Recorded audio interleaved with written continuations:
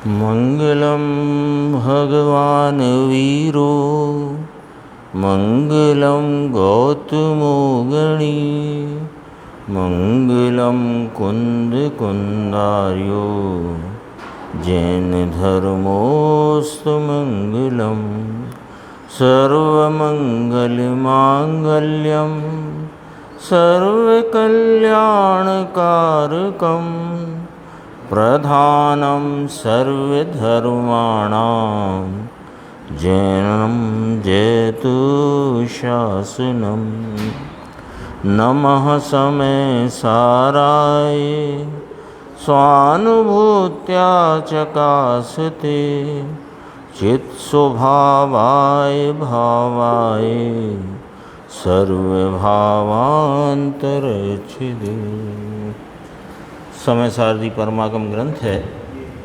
इसके सर्वविशुद्ध ज्ञान अधिकार की अंतिम गाथा और ग्रंथ की भी अंतिम गाथा है 415। उस पर गुरुदेव श्री का व्याख्यान 244 पेज है। यहाँ से अपन बात प्रारंभ करते हैं। गुरुदेव ने टीका से पहले इसका शब्दार्थ गाथार्थ लिया है, वहाँ से ही चर्चा है। देखो पहले इसका शब्दार्थ लेते हैं। अंतिम गाथा है कि जो आत्मा, तो ब्रैकेट में लिया भव्य जीव, जो आत्मा भव्य जीव, लायक जीव, संसार से मुक्त होने की तैयारी वाला और संसार का अंत लाने की तैयारी वाला, उसको यहाँ पुकार किया है, यानी उसको संबोधन किया है। फिर उसको संबोधित कि जो आत्मा जिसकी बात करते हैं वो संसार का अंत और मोक्ष की शुरुआत करने वाला ऐसा भव्य जीव ये भव्य है। तो इसको देखो, यह समय प्राभृत को पढ़कर, क्या पढ़कर कि अर्थ तत्वतः ज्ञातवा, अर्थ और तत्व से जानकर। अर्थ नाम पदार्थ और तत्व नाम भाव, पदार्थ और पदार्थ का भाव। इस पर गुरुदेव श्री ने बहुत गजब की बात करी है, इतनी सी बात पर, है ना। बहुत गंभीर इसमें भाव गुरुदेव ने निकाला। अर्थ तत्वतः ज्ञातवा, है ना। तो दो चीज़ें अपने सामने रख दी। यह आत्मा पदार्थ है और चैतन्य इसका भाव है। द्रव्य है तो उसका भाव होता है। तो कहा, हाँ ऐसे उसका भाव है, पदार्थ और पदार्थ का भाव। तत्वार्थ कहा ना, वो भी लिया इसमें। तत्वार्थ श्रद्धानम सम्यक दर्शनम। तत्व और अर्थ ये दो चीज़ हैं। तत्व भाव है और अर्थ पदार्थ है। तो पदार्थ और पदार्थ का भाव, ऐसे इसमें कहा। आगे और चर्चा है, पदार्थ और पदार्थ का भाव। अब ये जो पंक्ति है देखो, गजब की बात है। अर्थ और तत्व से जानकर, यानी जो पदार्थ है उसको पदार्थपने और उसके भावपने से जानकर, अर्थ और तत्व से जानकर उसके अर्थ में स्थित होगा जो भव्य आत्मा। क्या गजब, इसमें एकदम बहुत गंभीर भाव है, पकड़ना भैया।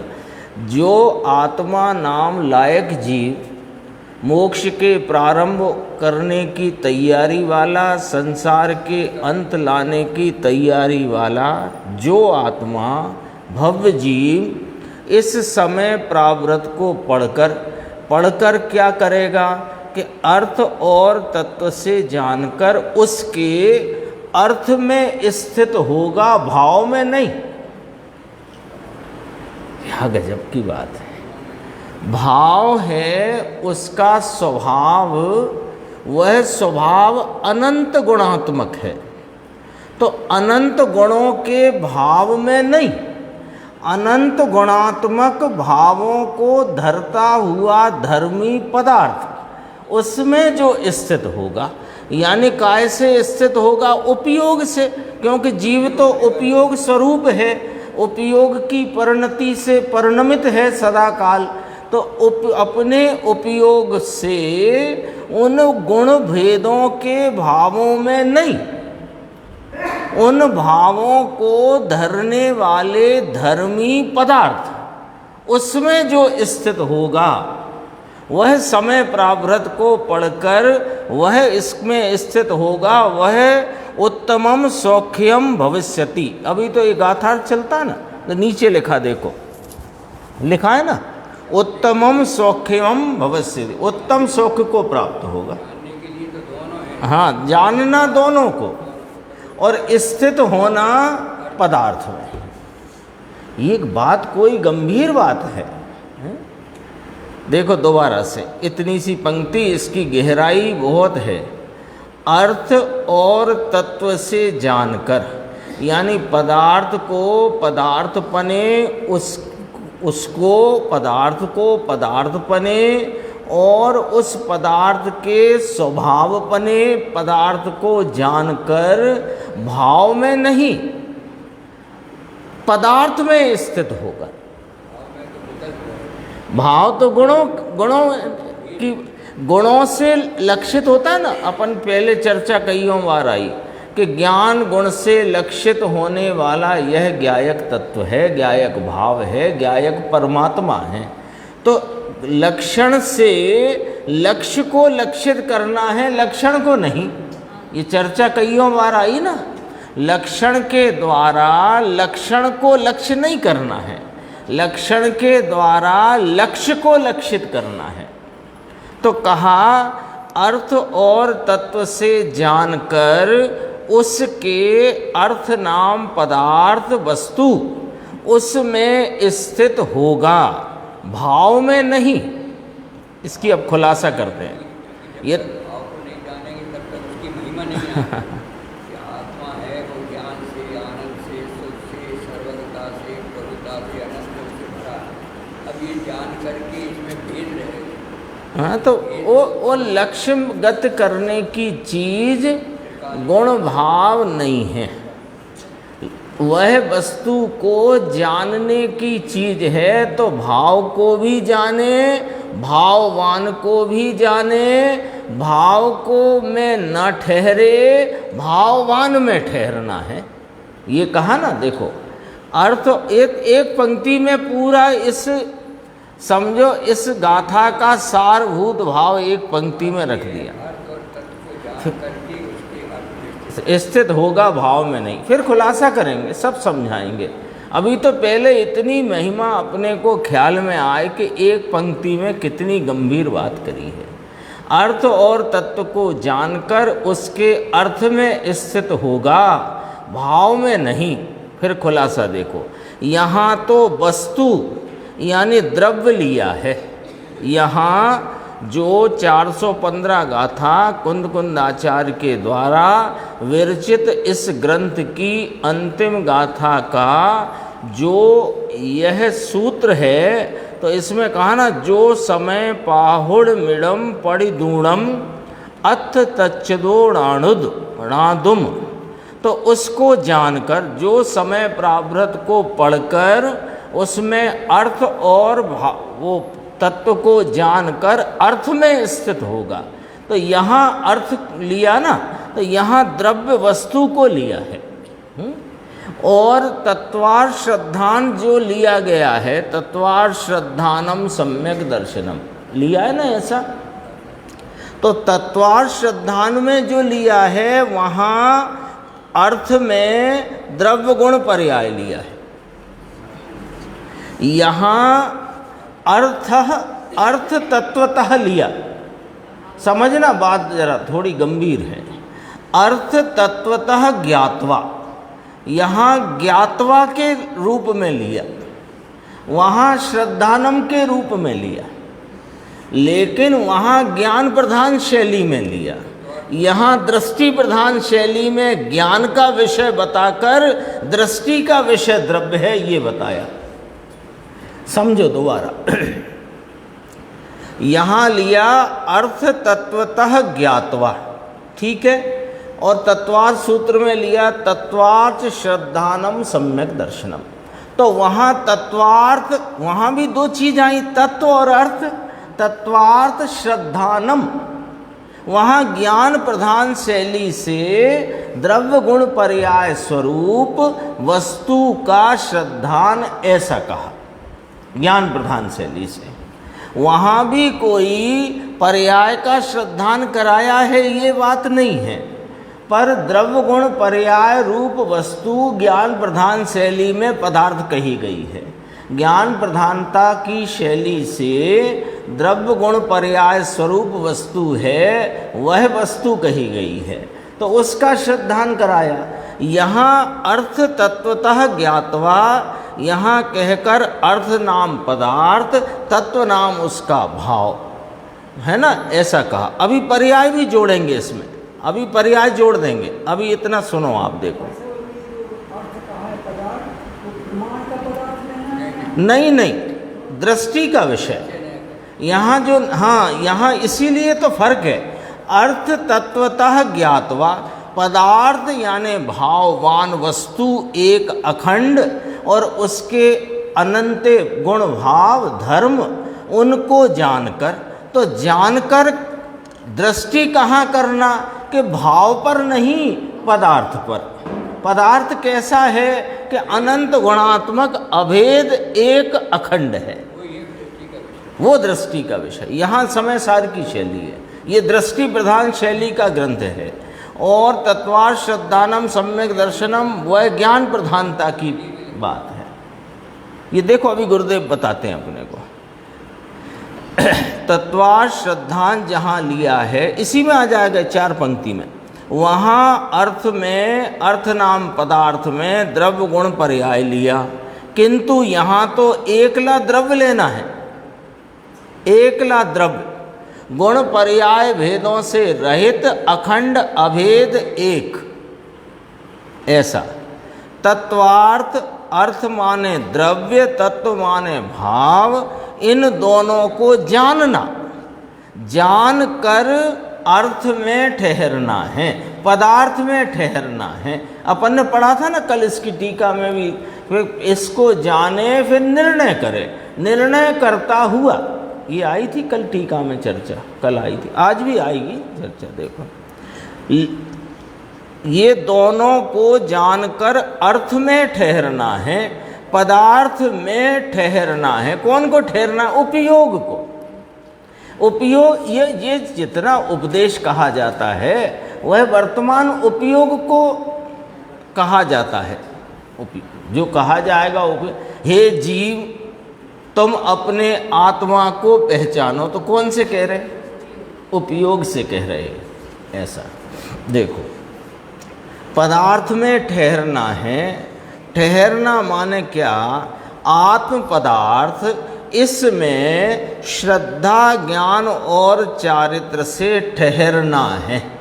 यानी ये दर्शन ज्ञान चारित्र तो भाव है, लेकिन इस भाव से आत्मा में ठहरना है। अरे ऐसी बात है, क्या गजब की बात है। एक शब्दार्थ में से एक शब्द आया है अर्थ तत्वतः ज्ञातवा। यह समय सार समय प्राभृत पढ़कर, हे जो आत्मा, जो भव्य जीव क्या करता है कि पदार्थ को और उसके भाव को जानता है और उनको जानकर पदार्थ में स्थित होता है। किस प्रकार? अपने प्रतीति रूप परिणमन से, अपने संचेतन रूप परिणमन से, अपनी एकाग्रता रूप परिणमन से।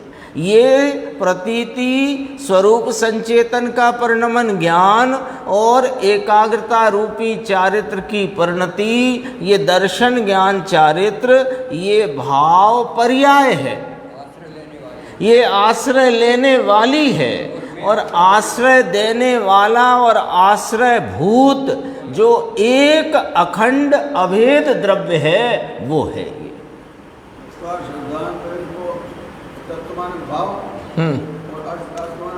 पदार्थ। तो वहाँ तत्वार्थ लिया ना, तो तत्व माने भाव, अर्थ माने पदार्थ, तो वहाँ द्रव्य गुण पर्याय सहित का द्रव्य सूचित किया।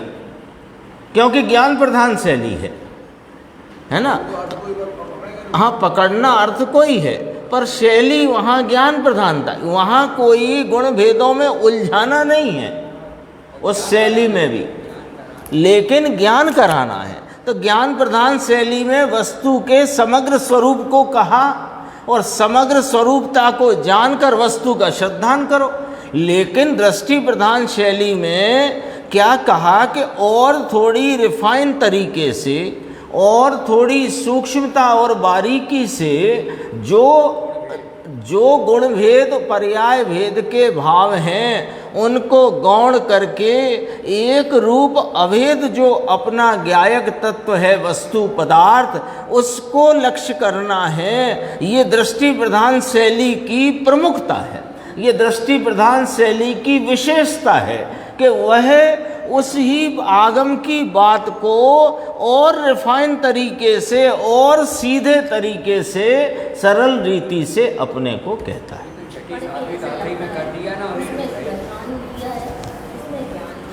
यहाँ ज्ञातवा कहा ना, तो ज्ञातवा तो यहाँ कहना है कि दोनों को जानना और जानकर पदार्थ में स्थित होना, ऐसा कहा। और वहाँ दोनों को जानकर वह अनंत गुणात्मक जो अर्थ है उसका श्रद्धान करना, उसका नाम सम्यक दर्शन है। वहाँ ज्ञान प्रधानता से देखो, यहाँ ज्ञान करने की बात कही है दृष्टि प्रधानता से, समझना पॉइंट को, और वहाँ ज्ञान प्रधानता से श्रद्धान की बात कही।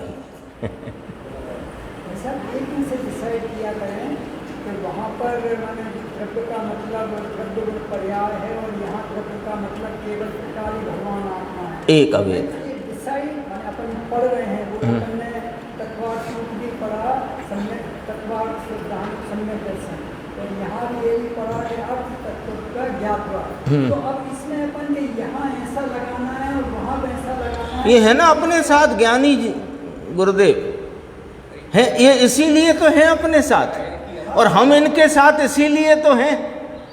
हम इनके साथ क्यों हैं? पूज्य गुरुदेव श्री के साथ हम क्यों स्वाध्याय कर रहे हैं?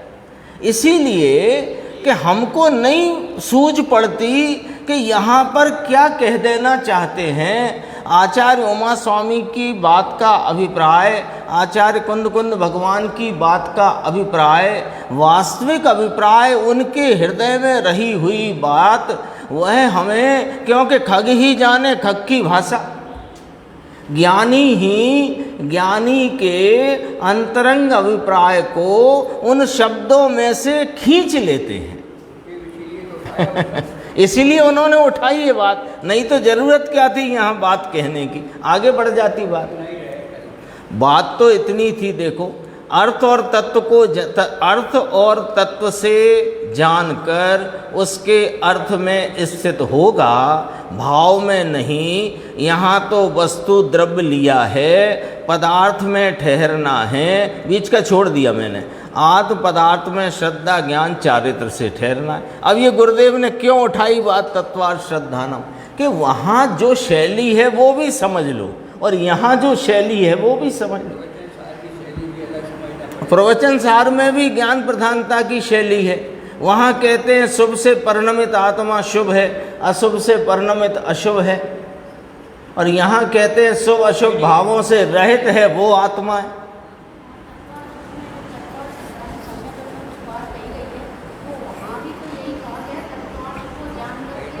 हाँ, बात वही है, लेकिन ज्ञान प्रधान देखो जो गुरुदेव श्री फरमाते हैं, पढ़ो इसमें कि वहाँ अर्थ नाम पदार्थ में द्रव्य गुण पर्याय लिया है। तो द्रव्य गुण पर्याय स्वरूप का देखो, ज्ञान प्रधान शैली क्या कहती है, अपन प्रवचन सार भी पढ़ चुके हैं, पंचास्तिकाय भी अपन ने पढ़ा है, ये दोनों ग्रंथ ज्ञान प्रधान शैली के हैं, है ना। तत्वार्थ सूत्र भी ज्ञान प्रधान शैली का है।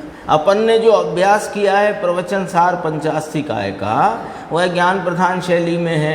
वहाँ प्रवचन सार पंचास्तिकाय में समग्र द्रव्य जो है गुण पर्यायवत है, गुण पर्याय स्वरूप है, ये बात वहाँ बताई है।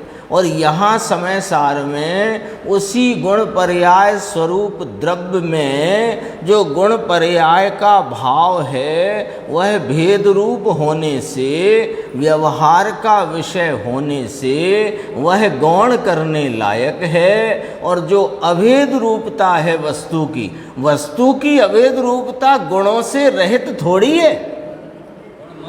गुणमयता अभेद रीति है, ये पकड़ना है दृष्टि प्रधान शैली में। और ज्ञान प्रधान शैली में गुणों वाला द्रव्य है ऐसा कह देते हैं। और वहाँ गुणमय द्रव्य है तो गुणों वाला जो भेद पड़ता है वो भेद को छुड़वाने के लिए सीधी सरल सूक्ष्म रिफाइन शैली में ये बात कही कि अनंत गुणात्मक जो एक भाव है वह आलम्बन भूत है, वह आश्रय भूत है। सातवीं गाथा में कहा कि रागी जीव है तो यदि भेद से सोचेगा तो उसे राग उत्पन्न, क्योंकि भेद की दृष्टि में राग की उत्पत्ति है, अभेद में राग, अभेद में नहीं।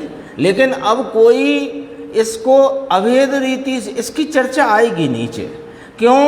अभी एक बात और कहेंगे कि यदि इस प्रकार से व्याख्या न की जाए, तत्वार्षदानम सम्यक दर्शनम अथवा ज्ञान प्रधान शैली को लेकर यदि व्याख्या न की जाए तो बहुत लोग भूल करते हैं, कर रहे हैं और यह मानते हैं कि समय सार वेदांत के ढाले में ढला हुआ है, जबकि समय सार वेदांत के ढाले में नहीं ढला हुआ है। समय सार में जो वस्तु पदार्थ का जैसा स्वरूप है उस स्वरूप की प्राप्ति के प्रयोजन की प्रमुखता लेकर के और रिफाइन तरीके से उस बात को समझाया गया है। समझने वाला भूल करे उसमें ग्रंथ और ग्रंथकर्ता की क्या भूल है? अभी कई बार नहीं है कि उसका निषेध नहीं किया है। हाँ, यही कहेंगे। अभी एकदम नीचे आ जाओ इसी पृष्ठ पे। अर्थ और तत्व, ये बात बस इतनी सी। ऊपर जो अपने को पकड़नी है बात, 5 पंक्तियां अपन ने पढ़ी, उसमें जो पकड़ना है वो पकड़ लो। क्या पकड़ना है कि इस समय प्रावृत को पढ़कर क्या करना चाहिए जीव को कि अर्थ से और भाव से, यानी पदार्थ से और भाव से पदार्थ को जानकर भाव में नहीं पदार्थ में स्थित होगा जो कोई, वह उत्तम सौख्य को प्राप्त होगा। इतनी बात कही। हाँ, तो वो पर्याय ज्ञान दर्शन चारित्र की है, वो अभी नीचे घटित कर देंगे उसको। अभी इतनी कही। फिर तत्वार्थ श्रद्धानम में जो व्याख्या की शैली है उसमें द्रव्य में तत्व अर्थ ऐसा लिया ना, तो तत्व अर्थ में द्रव्य गुण पर्याय तीनों की बात कहकर समग्र वस्तु का द्रव्य कहा गया है। यहाँ जो द्रव्य कहा गया है वो गुण पर्याय के भेदों से रहित एक रूप अभेद वस्तु को कहा गया है। तो गुण पर्यायों से, गुण से रहित नहीं कहा गया, गुण भेदों से रहित कहते हैं। पर्याय से रहित कहा क्योंकि पर्याय एक समयवर्ती परिणमनशील है, वह उत्पन्न होती है विनष्ट हो जाती है। द्रव्य ध्रुव रूप है। अब द्रव्य जो ध्रुव रूप है, जो अनादि अनंत ऐसे का ऐसा रहने वाला, नहीं होता उत्पन्न, नहीं होता विनष्ट, वह कैसा है कि गुणमय है। पर गुणमय होने पर भी गुणों के भेद रूप नहीं है, गुणों के अभेद रूपता वाला है। 7वीं गाथा के भावार्थ में आई है बात, अनंत पर्यायों को पीकर बैठा है। वहाँ पर्याय नाम गुण है, अनंत गुणों को अभेद रीति से पीकर बैठा है। ये कोई गुण से रहित द्रव्य नहीं कहा, ध्यान रखना। गुण से रहित द्रव्य नहीं कहते, गुण भेदों से रहित द्रव्य।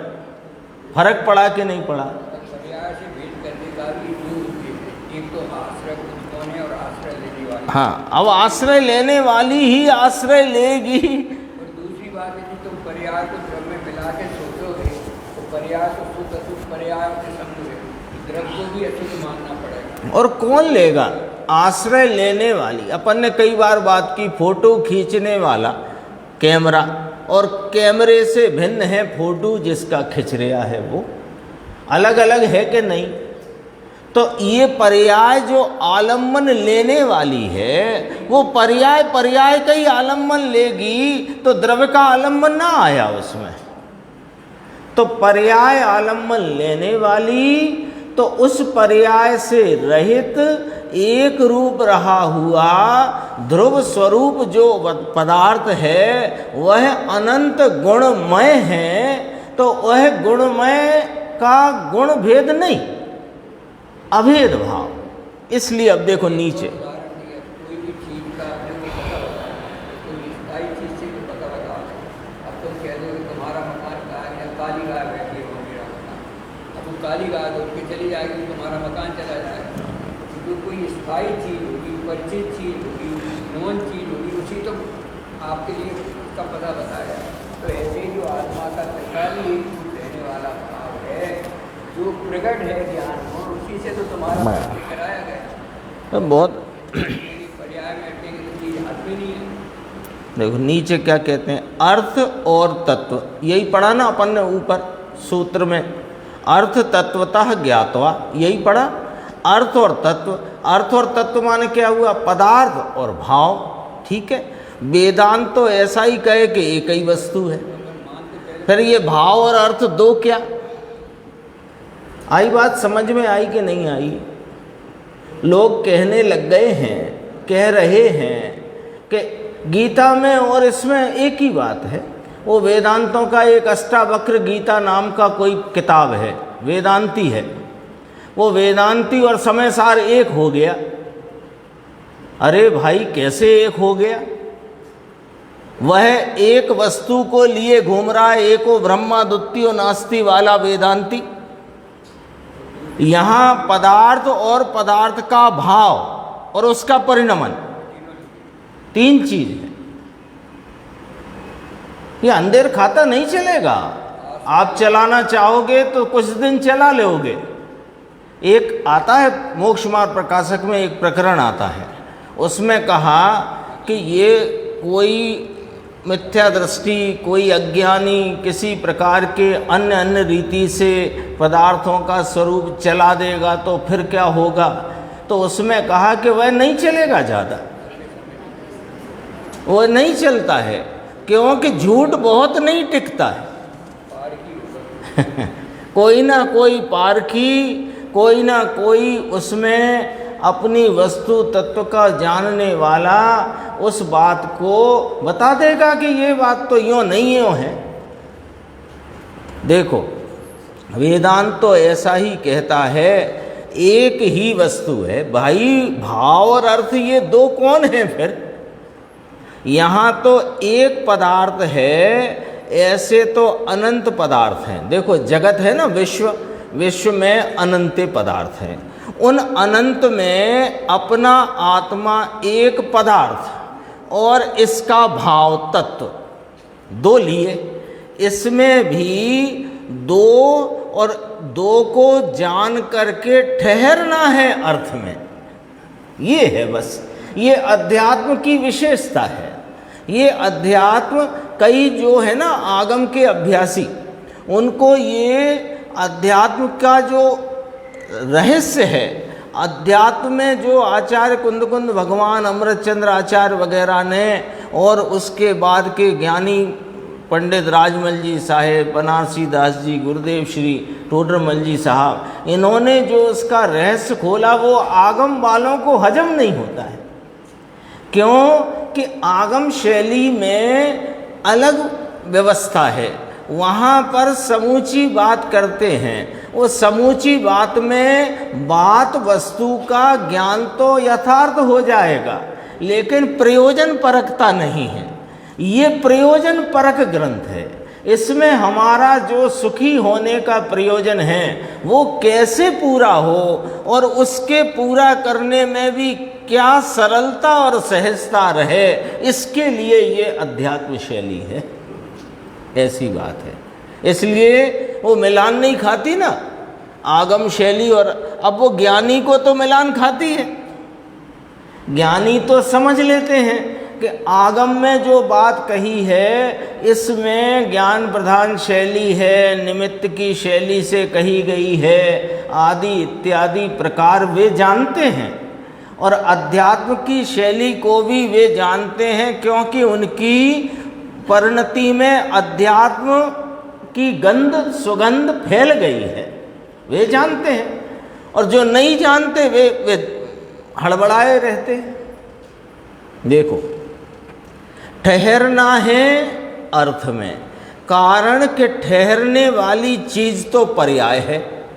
ध्रुव कोई ठहरता नहीं, ध्रुव तो ठहरा हुआ है, ध्रुव तो ध्रुव है, अनादि एक रूप है। जैसे जगत के जो चार द्रव्य हैं वे गमन ही नहीं करते तो निश्चित भी नहीं होना। हाँ, ऐसा ही है। गमन करते हैं निश्चित होना। ये तो ध्रुव है। एक पर्याय चलती है तो स्थित भी होना। हाँ, ध्रुव तो चलायमान नहीं है। वो तो ध्रुव है, ध्रुव तो ध्रुव है, अनादि एक रूप है।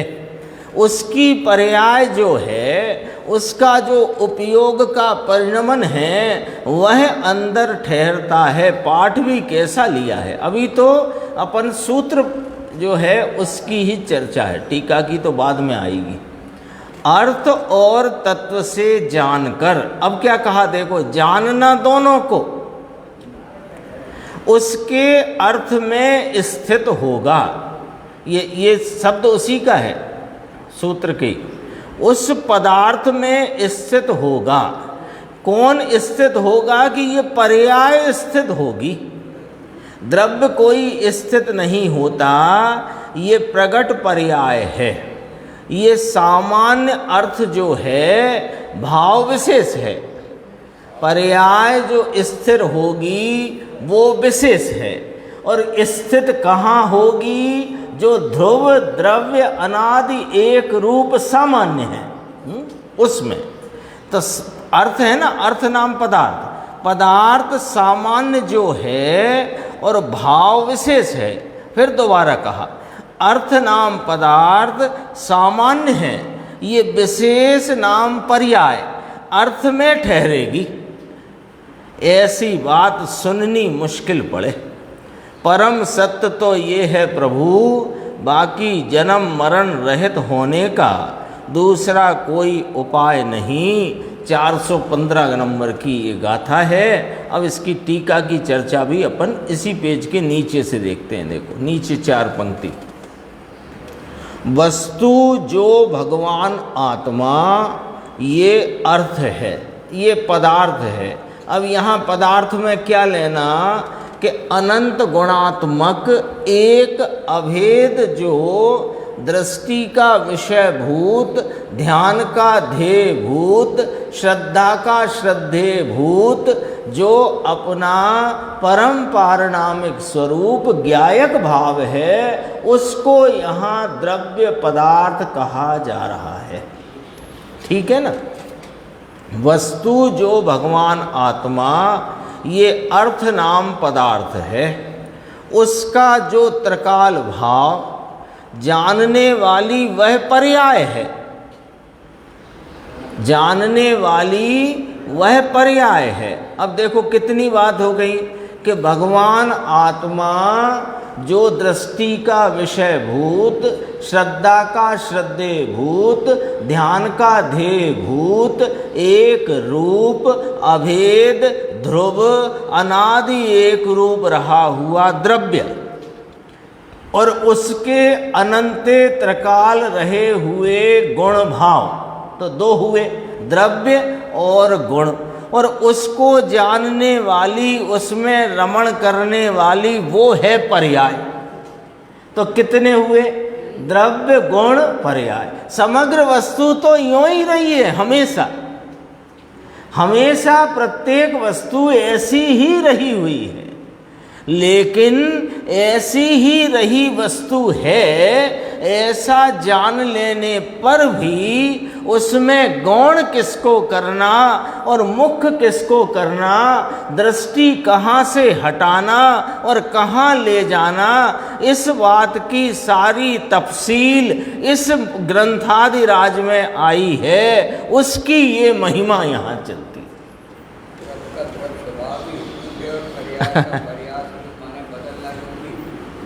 हाँ, वो बदलती है, तब तो दुख मिट कर के सुख होगा। और ये अनादि सुख रूप है, तो इसका आलम्बन लोगे तो सुख होगा। ये तो कितनी गजब की वस्तु व्यवस्था है। अब कोई कहे कि पर्याय हटा करके द्रव्य कहते हो, कि पर्याय हटाकर कोई द्रव्य किसी ने, गुरुदेव श्री ने अथवा किन्हीं ज्ञानी ने, आचार्य भगवंतों ने, किसी ने नहीं कहा। न बनारसी दास जी ने, न टोडरमल जी ने, न पांडे राजमल जी ने, न जयचंद जी छावड़ा जी ने, न गुरुदेव श्री ने, न जयसेन स्वामी ने, न अमृतचंद्र स्वामी ने, न कुंद आचार्य। एक ग्रंथ से संबंधित सब नाम लिए मैंने, इसी ग्रंथ से संबंधित। किसी ने ये नहीं कहा कि पर्याय बिना का द्रव्य होता है।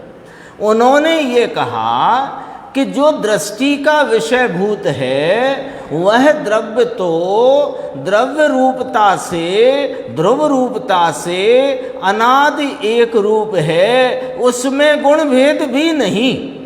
गुणमयता अभेद रीति से है, पर गुण भेद नहीं।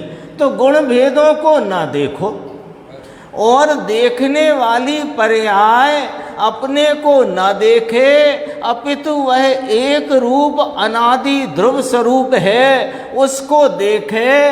तो ये देखने का विषय रूप द्रव्य, उसके अनंत गुण वह भाव, और उसको जानने वाली, देखने वाली, रमने वाली पर्याय। तो बोलो द्रव्य गुण पर्याय कब नहीं है, किसने कहा?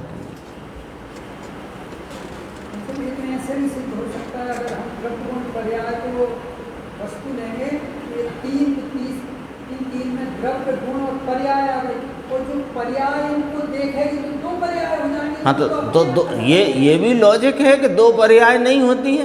पर्याय पर्याय को देखे तो ऐसी कौन सी वह पर्याय है जो इस पर्याय को देख रही, ये भी लॉजिक है। हो ही नहीं सकता। प्रमाण का जो द्रव्य है उससे द्रव्य का स्वरूप जानना, जानने की मनाही नहीं है, क्योंकि जाने बिना किसको गौण करना, किसका आलम्बन लेना, किसकी मुख्यता करना, जानना तो है, पर जानकर आलम्बन किसका, ये वाली बात है। ये समय सार जी ग्रंथादिराज में मुख्यता से चले। हाँ, नहीं आएगा। इसलिए गुरुदेव श्री फरमाते हैं प्रमाण पूजनीय नहीं, क्योंकि प्रमाण में व्यवहार का निषेध नहीं आता, और व्यवहार के निषेध बिना निश्चय का विषय उत्पन्न नहीं होता। सुबह आया था व्यवहार प्रतिषेध है और निश्चय उसका प्रतिषेधक है। सब तरफ से तो सिद्ध होती है बात। देखो, तीनों आ गए। कैसे आ गए? आ गए ना, द्रव्य आ गया, उसके अनंत भाव त्रिकाली, और उसको जानने वाली, देखने वाली, रमने वाली पर्याय। कहते हैं कि ये विश्व का प्रकाशक होने से ये पर्याय हुई। विश्व का प्रकाशक तो स्वभाव है, पर विश्व का प्रकाशन होएगा कहाँ? स्वभाव में, कि स्वभाव के परिणमन रूप पर्याय में। तो ये पर्याय हुई। पर्याय विश्व को प्रकाशती है। ये विश्व को प्रकाशती है जो पर्याय, वो पर्याय का आश्रय द्रव्य है। इस कारण से वह विश्व को प्रकाशित करती हुई प्रकट होती है, परिणमित होती है। समझ में आई कोई ऐसी वार्ता है? देखो, ये प्रवचन पूरा हुआ। आगे के प्रवचन में अपन 247 पेज से फिर इसी विषय को जोड़ते हैं। विश्व को प्रकाशने में समर्थ, समस्त पदार्थ को, विश्व क्या? विश्व को दूसरे पर्यायवाची शब्द से कहो कि विश्व माने समस्त पदार्थ। तो 6 द्रव्यों के समुदाय को विश्व कहते हैं। तो विश्व यानी समस्त पदार्थ। तो समस्त पदार्थों को प्रकाशने में समर्थ ऐसा परमार्थ भूत माने यथार्थ भूत वास्तविक, ऐसा जो परमार्थ भूत भगवान आत्मा, चैतन्य प्रकाश रूप आत्मा, उसका निश्चय करता हुआ। देखो ये पढ़ कर के करना क्या, कि करना ये बोलो, द्रव्य है, उसके अनंत गुण हैं, उसको जानने वाली पर्याय है, जो कही कि विश्व को प्रकाशने में समर्थ, तो विश्व को प्रकाशने का सामर्थ्य स्वरूप यह आत्मा, और प्रकाशने में समर्थ उसकी पर्याय। वह पर्याय कब प्रकाशती है विश्व को, समस्त पदार्थों को, कि जो पर्याय इसके आलम्बन में वर्तती हुई पूर्णता को प्राप्त होती है, वह समस्त विश्व को प्रकाशती हुई है। क्यों? कि ये आत्मा समस्त विश्व को प्रकाशने की सामर्थ्य स्वरूप है। ये आत्मा, इसका निर्णय करना। लो ये समय सार पढ़कर क्या करना, कि इसका निर्णय करता हुआ, देखो चैतन्य प्रकाश रूप आत्मा का निश्चय करता हुआ, निर्णय करता हुआ।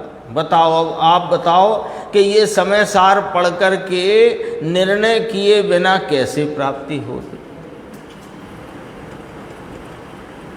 तो पहला बिंदु आया कि नहीं आया, कि तत्वार्थ को अर्थ तत्वतः ज्ञात्वा, आया था। तो उसको, वस्तु को, पदार्थ को, उसके भाव को जानना, उसमें ही इतना अर्थ है। ये टीका चलती है, वो तो सूत्र था, तो उसका इतना अर्थ आया। देखो यहाँ से अपन ने पढ़ना शुरू किया था, टीका यहाँ से, समय सारभूत भगवान परमात्मा का। तो यहाँ समय सारभूत जो विश्व का प्रकाशक होने से विश्व समय है, उसका प्रतिपादन करता हुआ है। ये उसका प्रतिपादन करता होने से ऐसा कहा। देखो इसमें फिर अपन आगे चलते हैं, कहाँ था, यहाँ। आ भणी ने करबू आ, यह पढ़ कर के करना क्या, पूरा समय सार पढ़ कर के करना है यह क्या, कि विश्व को प्रकाशने में समर्थ ऐसा परमार्थ भूत चैतन्य प्रकाश रूप आत्मा का निश्चय करता हुआ। ये इस पे जरा जोर है, इस पंक्ति पर वजन है, निश्चय करता हुआ, निर्णय करता हुआ। इस समय सार को पढ़कर जानकर करना क्या, ये वाली बात आई ना। तो फिर नीचे आ जाओ, देखो 5 पंक्ति छोड़कर, चैतन्य प्रकाश रूप आत्मा का निश्चय करता हुआ, आत्मा का निर्णय करता हुआ। अब गुरुदेव क्या कहते हैं, इसमें ऐसा नहीं कहा कि 9 तत्व का निर्णय करता हुआ। इसमें 9 तत्व की जो बात कही, वो 9 तत्व को बताने के लिए नहीं कही। वह 9 तत्वों से में छुपी हुई जो ज्ञान ज्योति है, जो आत्मा वस्तु है, जो पदार्थ है, उसको बताने के लिए, उसका निर्णय कराने के लिए कही कि 9 तत्व का निर्णय करता हुआ, देव गुरु शास्त्र का निर्णय करता हुआ, ये न कहा, ये न कहा। ये समय सार पढ़कर क्या करना, कि देव शास्त्र गुरु का निर्णय करना, कि ये न कहा। 9 तत्वों का निर्णय करना, पदार्थों का, 9 पदार्थों का, कि ये न कहा।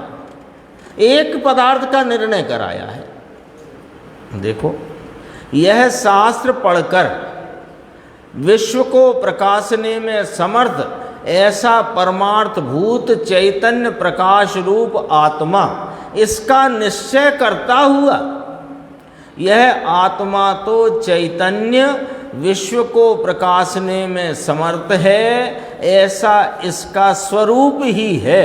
विश्व तो शब्द लिया है, विश्व तो क्या शब्द लिया है कि इसको चैतन्य स्वरूप को, इसकी ज्ञान सामर्थ्य को बताने भर के लिए विश्व शब्द लिया है। विश्व नाम समस्त पदार्थ, समस्त पदार्थों को प्रकाशने में समर्थ है, तो हम समस्त पदार्थों को प्रकाश देगा, ये वाली बात कह करके इसकी सामर्थ्य की बात करी है।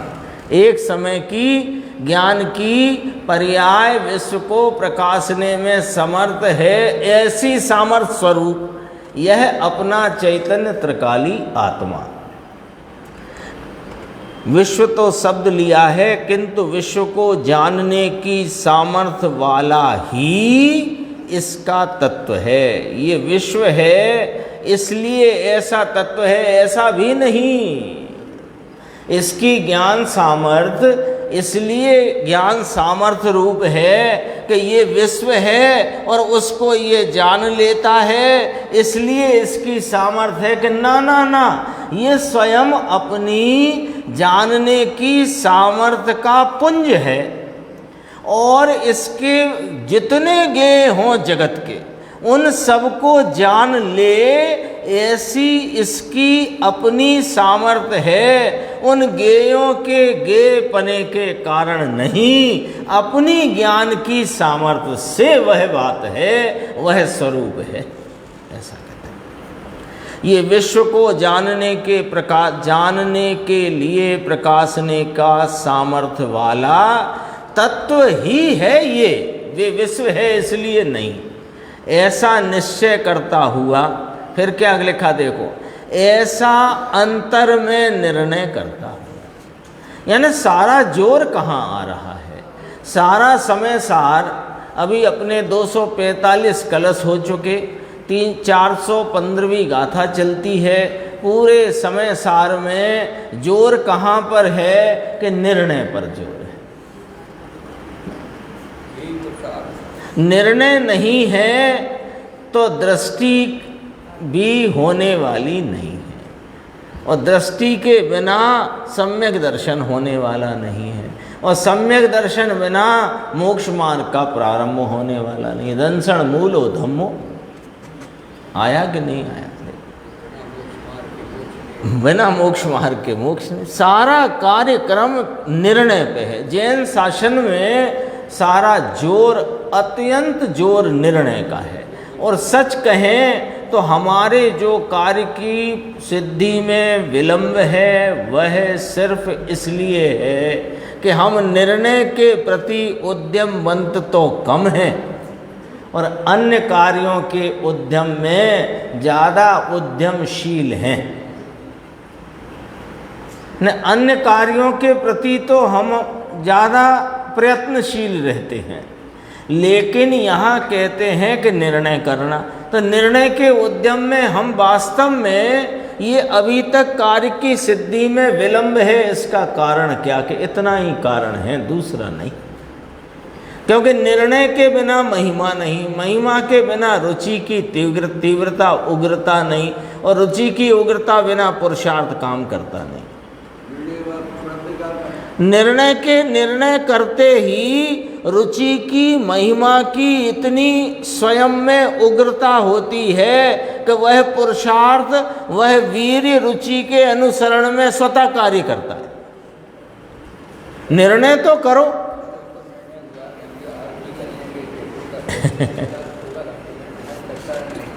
उस यही बात टोडरमल जी साहब ने कही कि तेरा कर्तव्य तो एक निर्णय में, तत्व निर्णय में ही तद्रूप होकर उपयोग हो जाए, और निर्णय के सिवा हम सब करने को तैयार। स्वाध्याय 5 घंटे करेंगे, लेकिन 5 घंटे में से निर्णय क्या करना, वो यदि न किया तो 5 घंटे बेकार गए।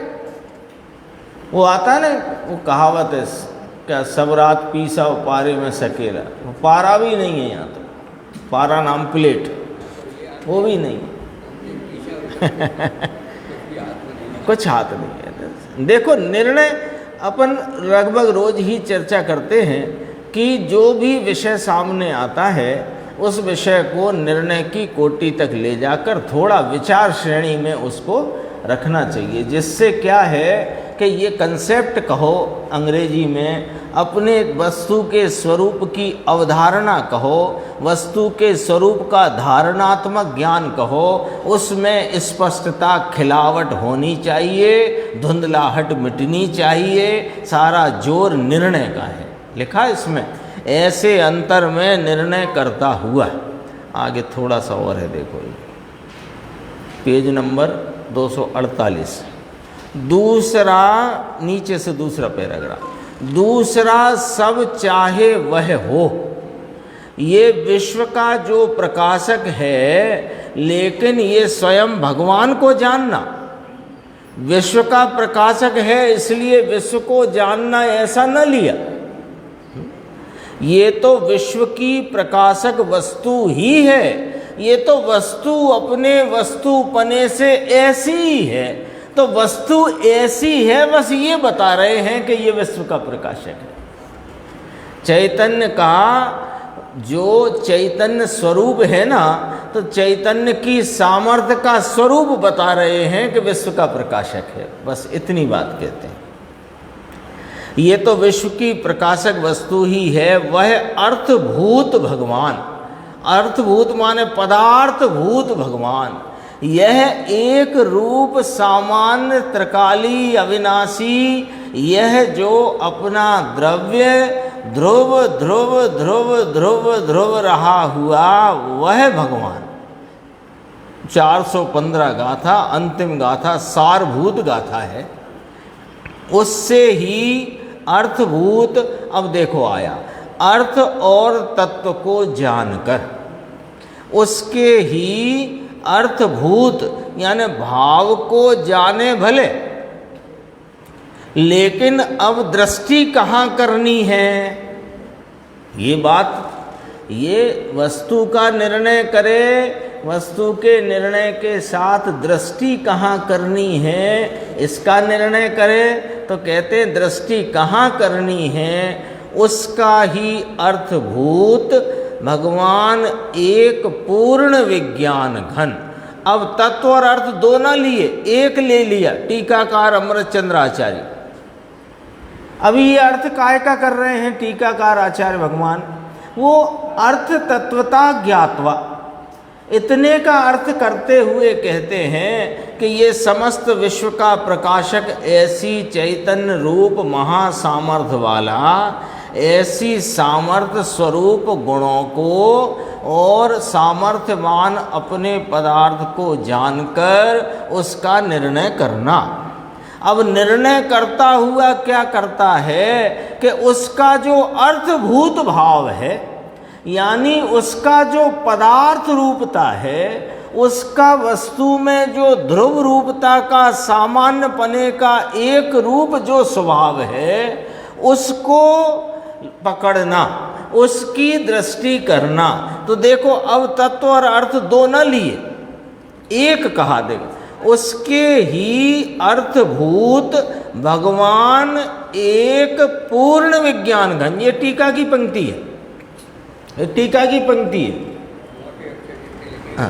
उसके ही अर्थभूत भगवान एक। अब ये एक है, एक माने क्या कि तत्व और अर्थ और भाव दो कहे थे, दो से वस्तु का स्वरूप जानना, जानकर निर्णय करता हुआ उसमें अर्थभूत जो एक विज्ञान घन भगवान, भगवान एक पूर्ण विज्ञान घन। अब दो न रहे, दो रहे तो दृष्टि का विषय नहीं। बहुत झीणी बात है बापू। यहाँ क्या होता है भाई साहब, यहाँ जो चर्चा चल रही ना अपन, अब गुरुदेव श्री अपने को मिले ये अपना सौभाग्य है, जिसको मिले उसका सौभाग्य, नहीं मिले उसका सौभाग्य नहीं है। हम तो सीधी बात कहते हैं। अब यहाँ पर अब ये जो बात चलती है कि वो दो को जानना और एक पूर्ण विज्ञान घन को पकड़ना, ये बात यहाँ कहीं अब आगम शैली से मिलाने जाओगे आप तो मिलेगी नहीं। मिलेगी नहीं तो उलझोगे, उलझ करके क्या करोगे कि हमारी समझ में नहीं आता, बंद करो। अथवा समझदारी ज़्यादा दिखाओगे तो कुछ का कुछ समझ के कहीं और निकल जाओगे। दो ही तो काम होंगे। लेकिन हमारे साथ ये मेला दिखाने के लिए हमारे धर्म पिता हैं, उनकी उंगली पकड़ो और चले चलो। तो ये जो आचार्य भगवंत कहना चाहते हैं उनका अंतरंग अभिप्राय तात्पर्य क्या है वो हमें बताते जाते हैं। तो उसको हमें ग्रहण करना, ग्रहण करके उसको विचार में लेना, विचार में लेके निर्णय में लेना, निर्णय में लेकर के अपने निर्णय का जो पटल है उसमें धुंधलाहट कम होनी चाहिए, स्पष्टता बढ़नी चाहिए। ये मतलब देखो बहुत सूक्ष्म बात है बापू। ये तो दिगंबर संतों का हृदय है। जैसे केवल ज्ञान को केलवी ने हाथ में ले लिया हो, जैसे यह कुंद आचार्य, ये अमृत चंद्र आचार्य, आचार्य भगवंत का ऐसा लगता है कि मानो केवल ज्ञान को केलवी ने माने उसको अपने में गूंथ कर ही मानो हाथ में ले ही लिया हो। जो सर्वज्ञ केवल ज्ञानी कहें उसको ऐसे वह कह देते हैं। ऐसे वह आचार्य भगवंतों का हृदय है, प्रत्यक्ष लिया है। और केवल ज्ञान एकाध दो भव में प्राप्त होने की शैली वाले ये सब साधु हैं। ये बात है, शेष चर्चा उसमें आगे आएगी, वो अपन आगे की स्वाध्याय में।